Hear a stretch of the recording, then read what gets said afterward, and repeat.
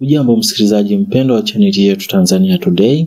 Leo tunakuletea habari njema kuhusu kusoma ngazi ya shahada, uzamili na uzamivu katika nishati mbadala na nishati safi nchini China bila malipo.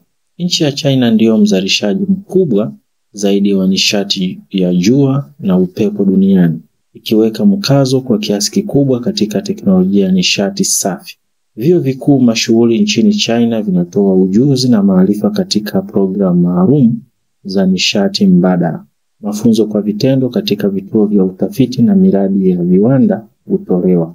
Wahitimu wanapata utaalamu katika nyanja za ushauri wa nishati, usimamizi wa miradi, utafiti wa maendeleo, uhandisi, sera, biashara na ushauri wa mazingira. Kutokana na Umoja wa Mataifa kutoa mkazo katika nishati endelevu, umesababisha mahitaji nyeti kwa wataalamu katika sekta ya nishati mbadala.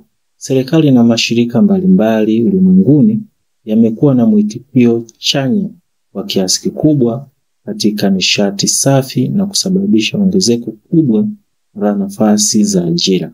Wahitimu wamekuwa wakipata nafasi katika tasnia ya nishati ya jua na upepo, kwa kufanya kazi za ushauri wa nishati, usimamizi wa miradi, utunga sera na utafiti.